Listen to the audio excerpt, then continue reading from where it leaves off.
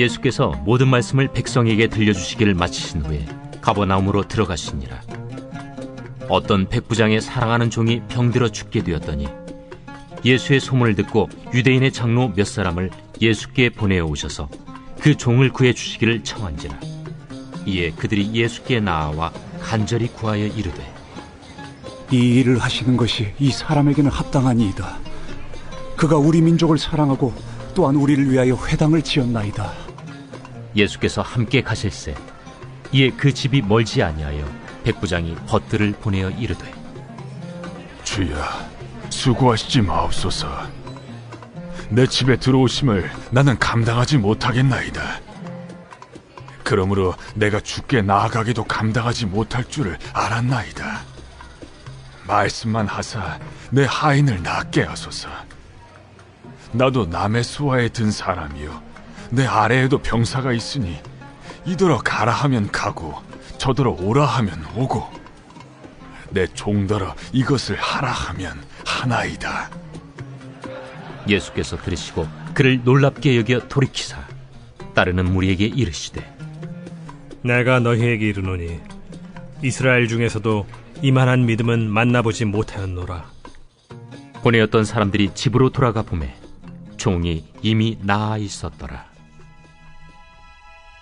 그 후에 예수께서 나인이란 성으로 가실새 제자와 많은 무리가 동행하더니 성문에 가까이 이르실 때 사람들이 한 죽은 자를 메고 나오니 이는 한 어머니의 독자요 그의 어머니는 과부라. 그 성에 많은 사람도 그와 함께 나오거늘 주께서 과부를 보시고 불쌍히 여기사 울지 말라. 가까이 가서 그 관에 손을 대시니 맨 자들이 서는지라. 청년아, 내가 네게 말하노니 일어나라. 하심에 죽었던 자가 일어나 앉고 말도 하거늘 예수께서 그를 어머니에게 주시니 모든 사람이 두려워하며 하나님께 영광을 돌려 이르되, 큰 선지자가 우리 가운데 일어나셨다. 하나님께서 자기 백성을 돌보셨다. 예수께 대한 이 소문이 온 유대와 사방에 두루 퍼지니라. 오늘 이 본문의 말씀은 이제 두 가지 장면이 등장을 합니다. 하나는 로마 백부장의 사랑하는 종이 병들어 죽게 됐을 때 예수님이 치유하시는 장면이고요. 그 다음에 11절부터 이제 후반부로 가면 이 나인이라고 하는 성에, 이 나인은 이 가버나움, 예수님이 이제 갈릴리 호수가 있던 이 가버나움에서 남서쪽으로 한 40km 정도 떨어져 있는 이 갈릴리 남쪽에 있는 나사렛에서는 한 8km 정도 떨어져 있는 이제 작은, 지금도 거기에 가면 한 200명 정도 살고 있습니다. 나인성에 살고 있는 한 과부의 아들을 예수님이 고치시는 장면입니다. 이 두 기사의, 두 이야기의 공통된 특징이라고 하면 다 사랑하는 사람의 죽음을 앞에 두었다는 것입니다.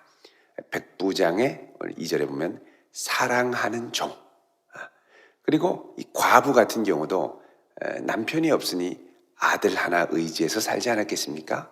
사랑하는 아들의 죽음. 여러분, 이 사랑하는 사람을 갈라놓는 아주 끔찍한 힘과 권세가 바로 이제 사망입니다. 사망의 권세. 이 사망이 우리를 죽음으로 인하여 갈라놓게 되죠. 관계를 완전히 단절시킵니다. 사망만이 아니라 사망의 권세, 이 땅을 살아가면서 우리가 경험하는 죄와 사망의 권세, 그리고 이 사망의 권세에 사로잡힌 자들, 이들이 이제 그 사망의 권세에 휘둘리면 건강하고 바른 정상적인 관계를 갈라놓기 시작하죠. 또 세상의 영향, 공중권세 받은 자의 잡은 자의 영향, 땅짐승 갖고 휘두르는 이 거짓 말을 하는 이 거짓 입을 놀리는 비진리, 진리가 아닌 것으로 사람들을 이 세상의 휘황찬란한 유혹으로 유혹하는, 거기에 휩쓸리는 영향을 받는 사람들도 사실은 죄와 사망의 권세를 경험하면서 관계가 갈라지는 것을 경험하게 되죠. 그래서 여러분, 이 죄와 사망의 권세는 우리를 갈라놓는데 예수님께서는 어떻게 하냐? 이 갈라놓으려고 하는 관계를 다시 회복시키시는 하나님이십니다. 오늘 이 두 기사의 공통적인 점이라고 하면 이 갈라놓는 죄와 사망의 권세를 갈라놓았던 이 죄와 사망의 권세를 이기고 이 갈라놓은 관계를 접합시키고 붙이고 회복시키는 이 원동력이 뭐냐? 바로 말씀이라는 것입니다. 살아있는 말씀. 그래서 7절에 보면 이 백부장의 하인이 뭐라 그러냐? 말씀만 하사 내 하인을 낫게 하소서. 무엇만 하시라고요? 말씀만 하사. 또 예수님께서는 이 망연자실한 과부한테 가서 말씀을 하시는데 이 과부가 뭐 어떻게 해야 될 줄도 모르죠. 근데 예수님이 뭐라 그러냐면 14절에 중반에 보시면 청년아 내가 내게 뭐 하노니? 말하노니 일어나라. 그러니까는 일어납니다. 일어나서 또 뭐 하냐? 말도 하거늘. 그러죠. 이게 말도 한다라는 건 죽음에서 살아나서 우리가 죽다가 살아나면 막 할 말도 잃고 그냥 가고 뭐 아파서 낑낑 앓고 그러는데 이게 일어나지고서 바로 말을 한다라는 건 정상적으로 곧바로 회복됐다는 겁니다. 정상적으로 회복됐다. 그러니까 이 정상적으로 회복하는 이 원동력이 뭐냐? 바로 주님의 말씀이라는 것. 그래서 성도는 죄와 사망의 권세가 우리를 엄습하고 우리 주변의 관계를 갈라놓을 때 말씀을 꼭 붙들고 말씀의 권세를 의지해서 주여 이 말씀이 나에게 이루어질 줄로 믿습니다. 믿음을 갖고 기도하며 나아가야 될 줄로 믿습니다. 자, 그럼 오늘 기사를 이제 이야기를 하나씩 좀 보면은요. 먼저 1절에 예수님께서 이제 가버나움으로 들어가셨습니다. 가버나움에 갔는데 2절에 백부장의 사랑하는 종이 병들어 죽게 됐다. 자, 이 가버나움은 갈릴리 지역인데 아주 시골이거든요. 그런데 물론 이제 갈릴리 지역에서는 그래도 괜찮은 동네였습니다만 제일 번화한 동네 중에 하나였습니다만 사실 그 번화로 말하자면 이 가이사랴, 갈릴리에 있는 이 가이사랴, 디베랴라고도 하니까요. 이 티베리우스 황제가 이제 세웠던 이 티베리우스라고 하는 도시가 있었습니다. 갈릴리에 제일 번화한 도시고 역사도 오래됐습니다. 그러니까 이런 데는 로마 주둔군이 좀 있었죠. 근데 이제 가버나움까지는 그렇게 큰 마을이 아니었기 때문에 무슨 공식 오피스가 있기가 쉽지 않았습니다. 그런데 로마에서 어떻게 했느냐? 여기에 백부장을 보냈습니다. 그러니까 적어도 백인대의 로마 군병들이 이 갈릴리 주변의 치안들을 관장했다라는 걸 알 수가 있습니다. 자, 이 백부장에게 사랑하는 종이 있었다. 자, 이거 보면 백부장이 상당히 인격적이었던 걸 알 수 있죠. 노예를, 종을 물건 취급, 사물 취급하는 게 아니라 인격적으로 사랑하는 마음을 갖고 애정으로 대했다는 걸 알 수 있습니다. 자, 죽게 된 것을 보고 너무 마음이 안타까워서 이러고 있는데 예수님에 대한 소문을 들었습니다. 그리고 그 얘기를 듣고 유대인 중에 장로 몇 사람을 예수님께 보내서 그 종을 구해 주십시오라고 부탁을 하죠. 자, 여러분 이게 백부장이 유대의 장로들에게 사람을 보낸다는 건 공식적인 명령 루트를 통해서 보내는 게 아닙니다. 이제 이 유대 지도자들과 백부장과의 관계 때문인데 그 관계가 어떻게 나오냐면 4절에 이에 그들이 예수께 나와 그들은 이제 장로들이죠. 장로들 예수님께 나와서 간절히 구하여 이르되 자 여기 이르되라는 말이 이제 미완료형입니다. 헬라어 시제로는. 그래서 동작을 계속해서 반복적으로 하실 때까지 부탁을 하는 거죠. 뭐라고 부탁을 하냐면 이 일을 하시는 것이 이 사람에게는 마땅합니다. 합당합니다. 왜 그러냐? 그가 우리 민족 유대인을 사랑하고 또 우리를 위하여 회당을 지었나이다. 자, 백부장이 유대인들을 너무 사랑하고 하나님을 경외하고 그래서 어떻게 하냐? 유대인들을 위하여 회당을 지어줬다라는 겁니다. 실제로 이 가버나움에 가면은 이제 회당터와 이게 아주 웅장하게 지어져 있는데 아주 로마 건축 양식을 가져와서 멋지게 줬습니다. 꽤 큰 규모로. 자, 여러분 이제 이런 관계를 뭐라고 그러냐면 이제 후견인 피보자 관계다 이렇게 얘기를 합니다. 페이트론 클라이언트 관계다. 이제 신학적으로는 그렇게 얘기를 합니다만 이게 이제 한 마을을 재정적으로 또 치안과 여러 가지 면에서 이렇게 후원하는 큰 세력가가 그 마을을 이렇게 후원을 하면 그 마을의 지도자들은 자신들의 마을을 지키고 후원하는 그 후원자를 칭송하고 높이고, 그러니까 이제 명예를 드높여주는 역할을 하게 되죠. 그래서 이걸 이제 그 당시에 이 헬라 시대 또 히브리 시대도 그렇습니다만 여기에는 수치와 명예 문화가 아주 많이 있었습니다. 체면 문화라고 하기는 그렇습니다만 이제 그 사람의 명예를 높여주는 것을 아주 큰 것으로 여겼고 또 혜택을 그런 명예를 받는 사람은 그만한 또 혜택을 주고 또 다시 명예를 높여주고 이런 선순환 관계가 있었다는 겁니다. 어찌 보면 이제 백부장 같은 경우에는 이 가버나움에서 물론 순수한 마음으로 이렇게 했을 수도 있겠습니다만 이렇게 후원을 해서 자신의 명예와 이름이 높여지면 나중에 그 지역의 이제 치안도 잘 더 안정적으로 감당하게 되고 그리고 나중에 이제 유대 총독부에서 이 백부장을 평가할 때 그 지역의 평판을 듣게 되겠죠. 그때 좋은 영향으로 요소로 작용을 하게 됩니다. 그 당시에 로마가 보냈던 이 로마 군대의 총 헤드쿼터 사령부는 이제 가이사랴 빌립보에 있었습니다.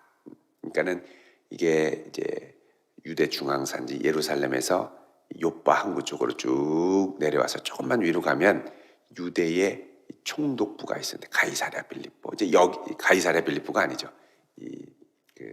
가이사랴 빌립보는 저 위고 저 요빠 항구 쪽에 유대 총독부가 있습니다. 여기도 이제 가이사랴인데 가이사랴. 이 가이사랴는 여기에 가면 원형 경기장도 있고 전차 경주장도 있고 어마어마하게 큰 사령부터가 있습니다. 그러니까 여기서 사방에 이런 유대 주둔지, 백부장, 백인대가 가서 주둔할 곳, 천인대가 가서 주둔할 곳 이런 곳을 주요한 도시에 파견해서 배치를 하죠.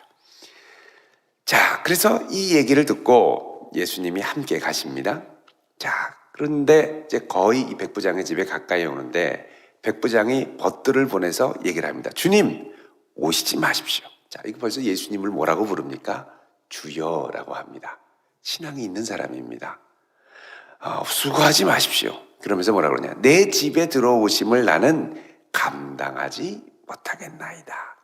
자, 여기 감당하지 못한다라는 건 이제 두 가지 의미가 있습니다. 히카노스라고 그래서 첫 번째는 뭐냐? 자격이 안 된다. 자격이 안 된다는 건 유대의 전통 이 정결례의 규칙에 따를 때 이방인인 나는 부정한 사람입니다. 당신처럼 존귀한 유대인이 하찮은 이방인과 접촉해서 부정을 당할 수 없습니다. 부정이 오염되면 안 됩니다. 오시지 마십시오. 이런 의미가 있고요. 또 하나는 주여라고 하는 말 속에 있는 이 신앙 고백. 자, 이렇게 유대인을 사랑하고 성전 이 회당을 지어주는 사람들을 이제 보통 뭐라고 그러냐면 God fearer, 하나님을 경외하는 이방인이라고 얘기를 합니다. 그래서 이런 이방인들에 한해서는 예루살렘 성전으로 들어가면 이방인의 뜰이 있습니다. 거기까지는 이방인들, God fearer에 한해서는 들어갈 수 있고 이 하나님을 경외하는 이방인들 중에는 할례를 받아서 유대교로 개종하는 이들도 있었습니다. 아마 로마 백부장은 그 정도까지는 안 됐을 것 같습니다만 그래도 하나님을 경외하는 사람으로 예수님의 하나님의 역사가 막 나타나는 소문을 듣고 이런 하나님이 어떻게 하나님의 영의 역사하시는 분이 어떻게 나의 집까지 오실 수 있겠는가? 나는 감당할 수 없다. 그렇게 얘기하는 거죠. 그러면서 예수님께 뭐라 그러냐면 내가 주께 나아가기도 감당하지 못할 줄을 알았나이다. 철저히 나는 자격이 없는 제의적으로도 그렇고 믿음으로도 그렇고 주님의 이 놀라우신 주님이 나한테 오시는 걸 감당할 수가 없습니다. 그러면서 하는 말이 뭐냐? 말씀만 하사 내 하인을 낫게 하소서. 지금 필요한 것은 주님이 말씀이라는 겁니다. 말씀 한마디만 하시면 된다. 하늘과 땅의 모든 권세를 가지신 주님께서 말씀만 하시면 됩니다. 그러니 말씀만 해주십시오. 그러죠. 깜짝 놀랄 믿음이죠. 8절에 뭐라 그러냐? 나도 남의 수하에 든 사람이요. 남의 수하에 들었다. 여러분, 백부장은 천부장 그리고 유다 총독의 명령에 좌지우지되는 사람이죠. 또 내 아래에도 병사가 있다. 야, 너 저기로 가라. 그리고 멀리 파송만 병사한테 전가를 보내면 답신이 오고 다시 지시 명령을 내리면 그대로 행하고. 그러니까 이 백부장은 말씀대로 되는 게 뭔지를 아는 사람입니다. 그래서 가라 그러면 가고 와라 그러면 온다는 거죠. 그 말씀만 해달라는 겁니다. 그러니까 여러분, 이 유대 총독 이 가이사랴는요 벌써 이제 얼마나 떨어져 있냐면 이 가버나움에서 한 80km 정도가 떨어져 있습니다. 80km 정도가 떨어져 있으니까 이게 꽤 먼 거리죠. 근데 거기서 로마 총독의 명령대로 좌지우지되는 건 뭐냐? 거기서 오는 말씀, 명령입니다. 명령. 거기에 따라 내가 왔다 갔다 하니 그냥 말씀만 해달라는 거예요. 말씀만. 그래서 이 얘기를 듣고 예수님이 놀랍게 여겼다. 9절에 놀랍게 여겨 돌이키사 우리에게 이르되 내가 너희에게 이르노니 이스라엘 중에서도 이만한 믿음은 만나보지 못하였도다. 그러시죠. 전적으로 말씀하시면 된다는 거예요. 말씀하시면. 요거면 내 인생의 모든 것이 끝납니다. 모든 문제가 끝납니다. 주님, 말씀하여 주옵소서. 요 믿음이 있는 사람이 없다는 거예요. 왜냐하면 주변에 지금 여태까지 예수님 이렇게 따라다니는 사람들을 보면 말씀을 하셔도 정말 그런가 이렇게 의심으로 쳐다보고 또 말씀하시면 신성모독이다 그리고 막 울그락불그락해지고요. 그러니까 말씀을 고지봇대로 아멘으로 받아들이는 사람이 없더라는 겁니다. 역시 군인이 다릅니다. 군인이 다릅니다. 딱 얘기하면 그대로. 제가 아는 어떤 분은요 군인이신데 성경을 보면서 막 아주 많이 긴장을 하셨다고. 군인이신데 예수님이 내 눈이 범죄하거든 뽑아버리라 그러잖아요. 하도 마음에 걸려서 예수님 명령하신 거니까 이 눈을 뽑아야 되나 말아야 되나 골방에서 엄청 고민하셨다. 물론 이제 예수님께서 말씀하신 그 의도를 잘 이렇게 이해를 해야죠. 말 그대로 고지고대로가 아니라 그 말씀에 담겨 있는 의도를 잘 이해해야죠. 근데 이 정도로 이 백부장도 예수님이 나았다고 말씀하십니다. 딱 들으면 이제 그게 되는 걸로 믿는 겁니다. 본부에서 이렇게 하라고 했어. 제가가 떨어졌어. 이건 된 거야 라고 믿는 믿음이 있는 거죠. 그러니까 주님, 하늘과 땅의 모든 권세를 가진 주님이 말씀만 하시면 됩니다. 말씀만 내려주십시오. 나같이 누추하고 죄인한테 직접 오신다니 제가 감당할 수가 없으니 말씀만 하십시오. 우리에게 필요한 건 말씀이라는 거예요. 그래서 예수님이 말씀하시죠. 10절에 보냈던 사람이 집으로 돌아가 보음에 종이 이미 어떻게 해요? 나아 있어. 이미 나아 있었더라. 야, 예수님께서 놀라운 역사를 이루시고 이 귀한 믿음을 보고 칭찬하십니다. 여러분, 이런 귀한 믿음은 예수님을 꽤 많이 안다고 자부하고 믿음 생활 꽤나 했다고 하는 유대인의 지도자들에게는 좀처럼 볼 수 없는 거였습니다. 단순하게 주님을 믿고 받아들이는 믿음이 있는 이방인에게 처음으로 나타난 믿음이죠. 여러분, 이런 귀한 믿음을 소유하는 성도 될 수 있기를 바랍니다. 자, 그 다음에 두 번째로 이제 나인성으로 갑니다. 많은 사람들이 오는데 이 사람들이 관을 메고 오는 거예요. 죽은 자를 메고 온다. 근데 이 어머니의 독자, 딱 하나밖에 없는 독자. 그래서 많은 사람들이 오면서 슬퍼하고 울고 하는데 예수님이 14절에 어떻게 하냐? 가까이 가셔서 그 관에 손을 대셨습니다. 여러분, 손을 대면 이 죽은 자를 가두는 이 관은 부정한 겁니다. 그래서 이 관에 손을 대면 이 부정함이 예수님께 오는 거예요. 그러니까 그의 부정함과 사망을 예수님이 짊어지시고 예수님께서는 어떻게 하냐? 생명의 말씀으로 이야기를 하시죠. 여러분이 이 에스겔 37장에 보면 마른 뼈가 살아나는 기적이 있죠. 뼈들에게 선포하니까 막 생기가 돋고 일어납니다. 이 똑같은 역사가 지금 예수님의 역사를 통해서 일어납니다. 그리고 뭐라 그러냐? 청년아, 내가 내게 말하노니 일어나라 그러죠.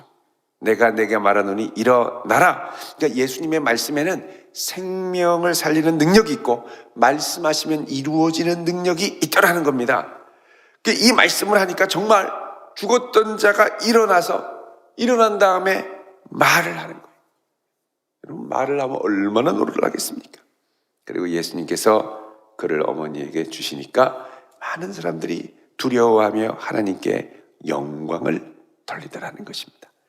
그래서 여러분, 이 둘 다 사망이 갈라놓았던 관계를 예수님의 말씀으로 치유하는 역사가 일어나게 됩니다. 예수님은 기꺼이 우리의 연약함과 우리의 부정함을 짊어지시는 분입니다. 여러분, 백부장이 벌벌 떨면서 감당을 못하겠습니다. 그러니까 어떻게 해요? 뭘 감당 못해? 감당해봐. 이렇게 밀어붙이신 게 아니라 예수 그냥 거기 딱 멈추시죠. 그리고 그의 믿음을 귀하게 여기셨습니다. 여러분, 이런 거 보면 우리가 주변에 참 우리도 연약한 사람들을 많이 보죠. 근데 자칫하면 정죄할 수도 있습니다. 또 그거밖에 못하냐? 어찌 이 모양이냐? 그럴 게 아니고 그냥 있는 모습 그대로를 받아들여주면서 주의 말씀이 그 심령에 들어가고 그 말씀대로 이루어지는 것을 체험할 수 있는 영혼이 되도록 우리가 믿음으로 기도하며 권면해야 될 줄로 믿습니다. 오늘도 이 놀라운 능력의 말씀이 우리의 삶 가운데 이루어지기를 주님의 이름으로 축원드립니다. 기도하겠습니다. 거룩하신 아버지 하나님, 말씀하여 주시옵소서. 우리의 사랑하는 이들에게 말씀하여 주옵소서.